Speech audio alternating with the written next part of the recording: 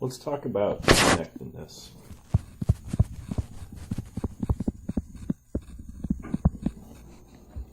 So connectedness is the property that all of the points are together. And what we're going to get at the end of the video is that the only connected sets of the real number line are intervals. Every other set has points that are missing, and those points that are missing are sort of disconnections in the set. So I need to define a few things. To start with, the first thing is separated. So we say two sets, A and B, they have to be non-empty.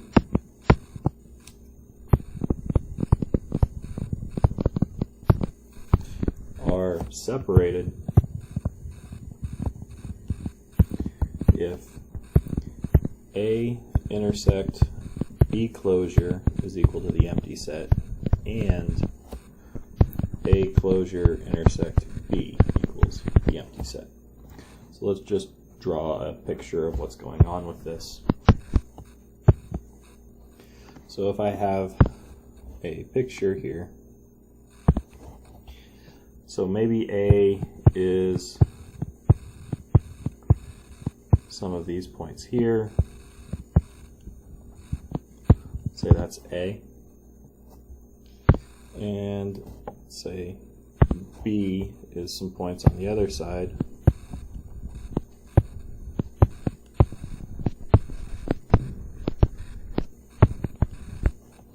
These two things are separated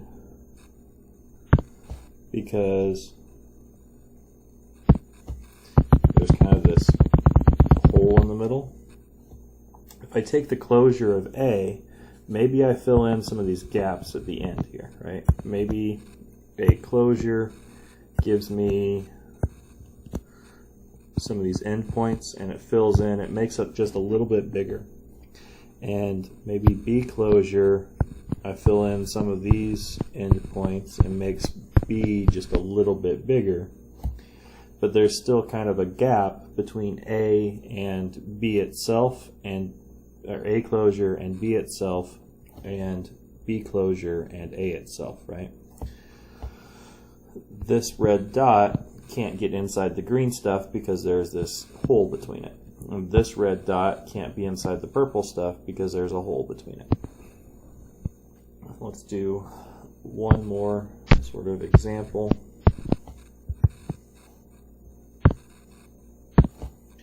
So let's take 0, 1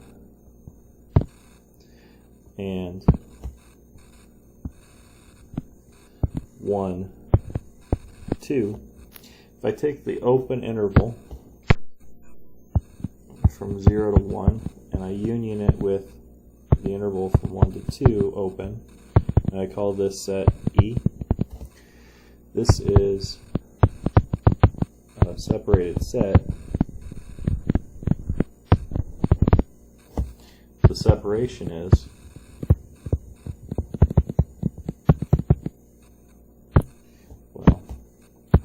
A and B, because A closure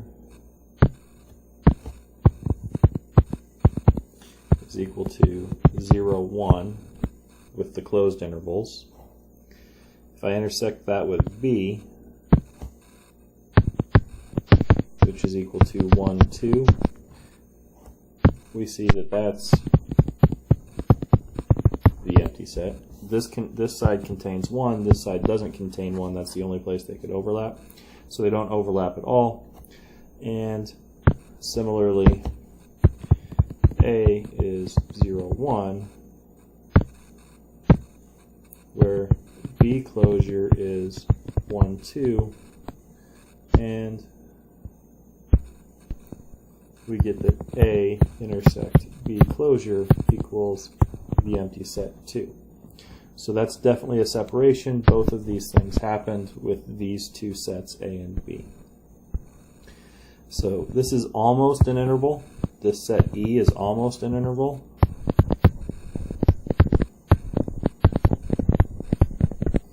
but not quite, because there's this disconnection point.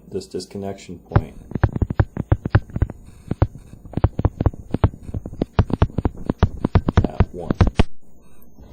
Okay. So that's the definition of separations. Let's define connected.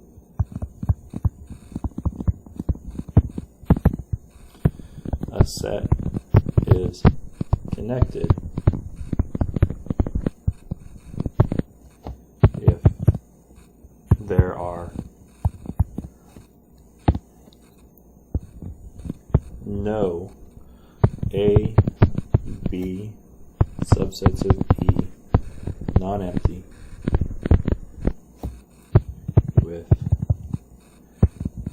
A union B equal to E, and A and B separated. Okay. So I can't split it into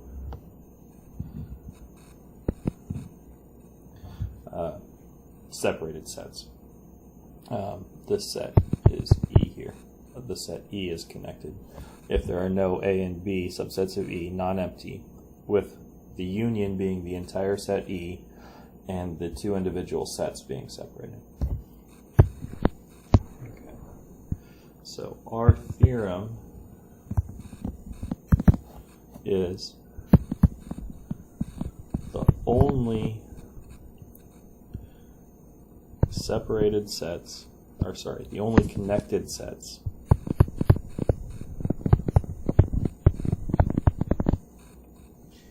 of the reals are intervals. Okay. And I'm going to have to put this into some math so that we can actually work with it. This English sentence is nice, but the math statement is a subset of the reals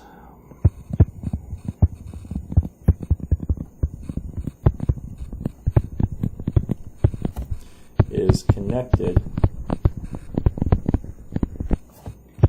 if and only if it has the property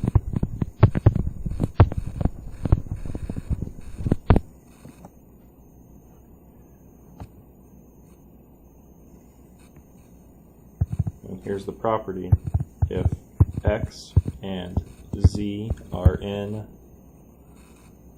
the set E with X less than Z,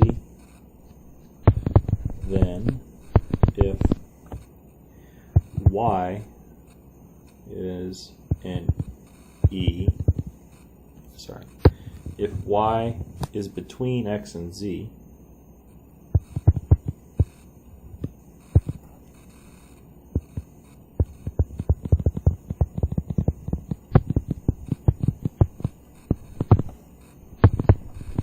then Y is also in E.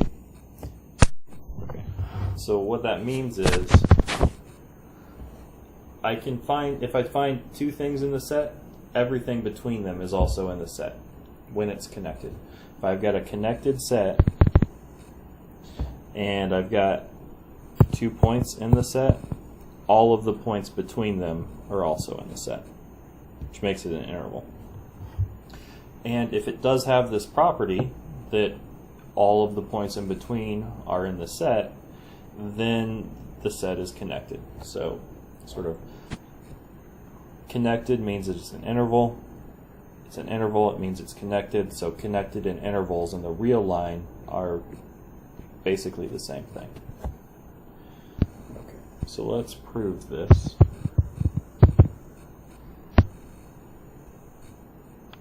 So our proof, well, it's an if and only if statement, so we have to prove two things.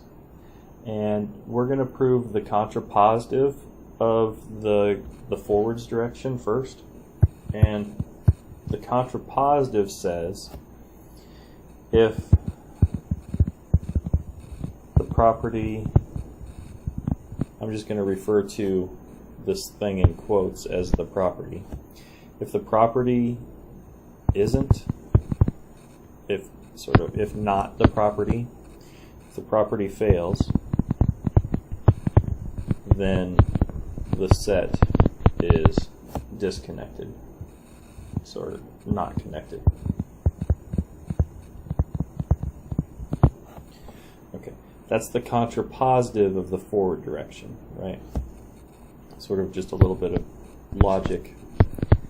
A implies B. This statement is the same thing as not B implies not A.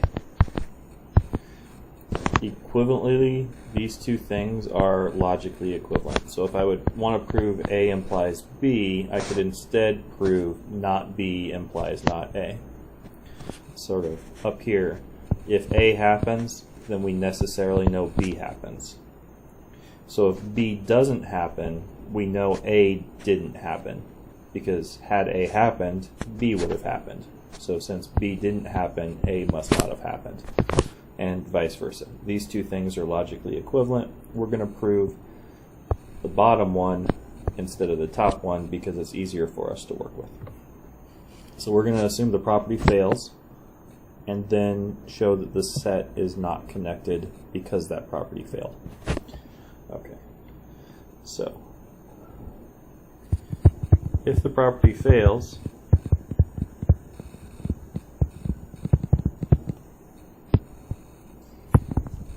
there exist X and Z in the set E and a Y between them with Y not being in the set E. That's just the failure of the property, right?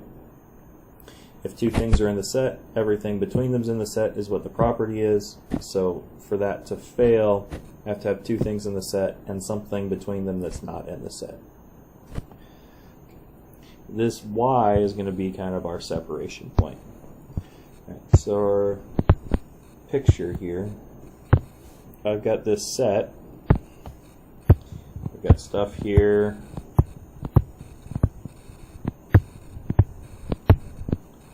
And I've got a Y value that's not in the set. Maybe this is where Y is. Since that's not in the set, what we're going to do is we're going to prove if I take this stuff over here and I call it A, and I take this stuff over here and I call it B, then A and B separate the set. So we're going to take A and we're going to make it equal to E intersect negative infinity up until Y. Since Y is not in the set, this is going to be fine. Y is our separation point. We're going to take B equal to the set intersect from Y off until infinity. Okay. Y isn't in the set, so I don't have to have closure here. I can just have open endpoints on these two intervals, and A union B is going to be all of E, but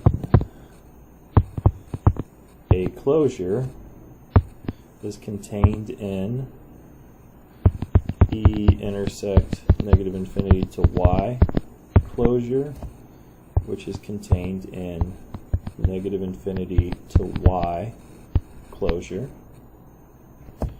So A closure intersect B equals the empty set.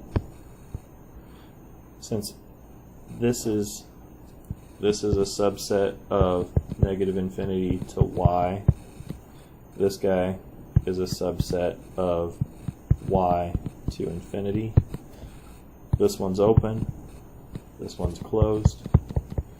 They don't intersect, so the intersection of the two sets here has to be empty too. And similarly, A intersect B closure equals the empty set. This gives a separation of E. So E is not connected. Okay, that proves our first direction. That proved our contrapositive for this direction is done. Okay. The other direction is slightly harder. So let's try and do the other direction. The other direction, we're going to assume again that it's not connected, and we're going to kind of go with the contrapositive again. So assume E is not connected. We're going to show that it doesn't have the property.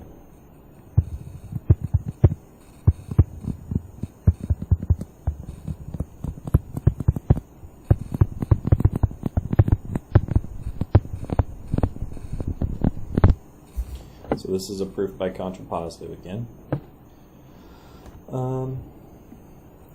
So because E is not connected, there exist A and B, which separate E, non-empty, with A intersect A closure intersect B equal to the empty set, and the empty set's also equal to A intersect B closure. Okay. So now I need to find a point. Well, I need to find 3 points. I need to find a point, sort of 2 points that are in the set and 1 point that's not. So a good place to look would be, let's take a point from A and a point from B, and since A and B separate things, there's probably a point we can find between A and B that's going to be the property failure point. So let's take X in A and Z in B, and then without loss of generality we can say X is less than Z.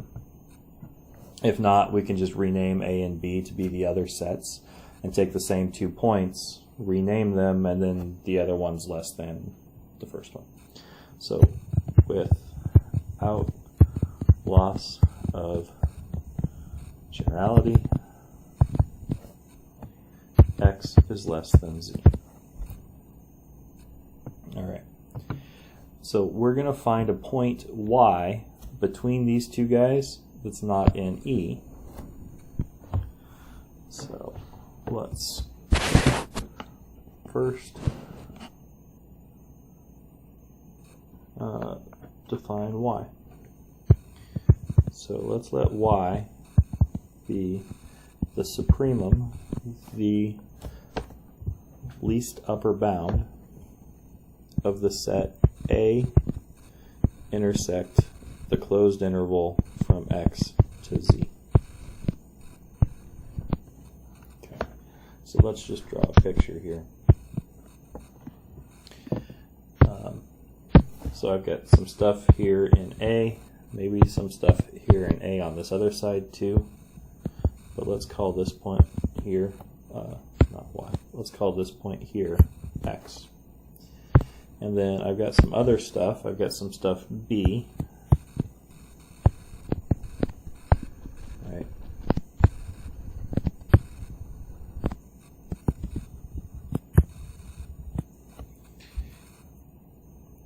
B and A are separated, so there's no overlap between the purple and the green. But maybe I've got maybe I've got a Z right here in the set B. So purple is B, green is A. What I'm going to look at is we're going to look at this closed interval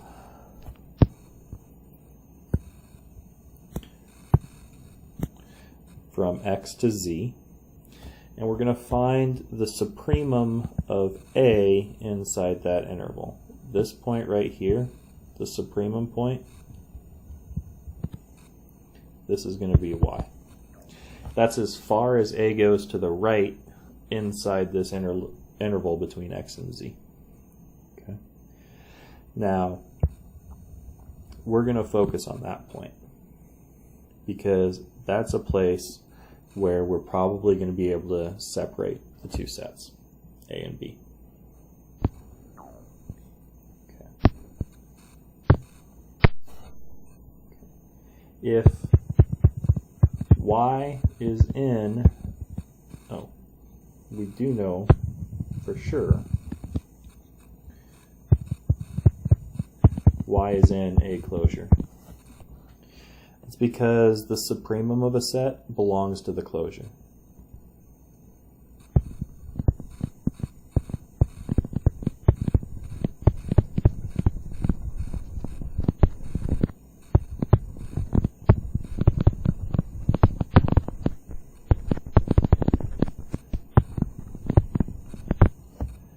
This is theorem 2.28, which I don't think we explicitly proved, but I did have you read, and I might have you guys prove that as an exercise for the day too. Okay, so we know for sure that Y is in the closure of A. Okay. So because A and B are a separating set, or separating sets, Y is not in B. Since A closure and B are disjoint, Y can't be in B. Okay, good. If Y is not in A as well, we're done. Because we found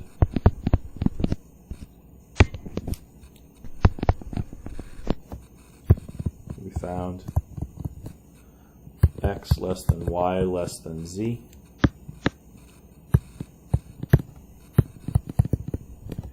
With X in E, Z in E, but Y not in E. Right. So if it's not in A, great, we're done. We don't have to do anything else. If Y is in A, then Y is not in B closure, right?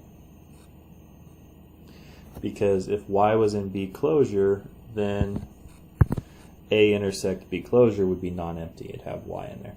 But A intersect B closure is empty because we've got a separation. So, remember, if I take the closures complement, I get an open set. So there is a neighborhood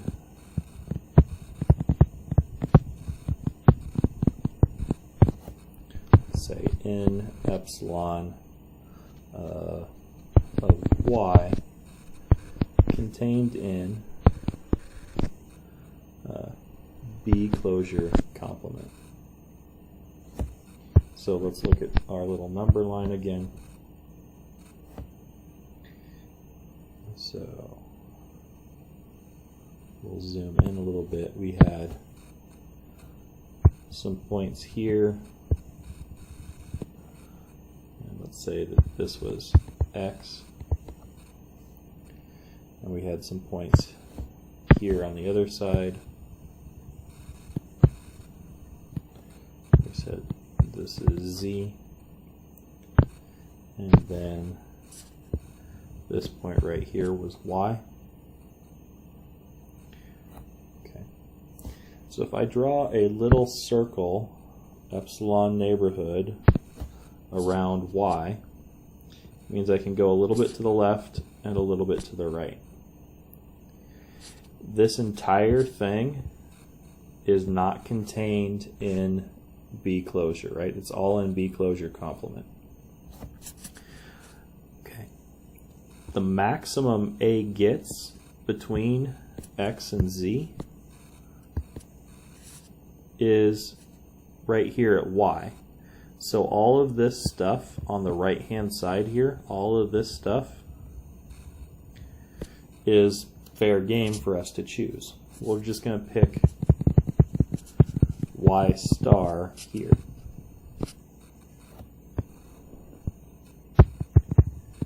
Then X is less than or equal to Y is less than Y star is less than Z, and Y star is not in B, right? Because it's not in B closure, it's not in A. It's bigger than the stuff in A, it's less than the stuff in B closure. It's also what we needed. So the property doesn't hold in this case either.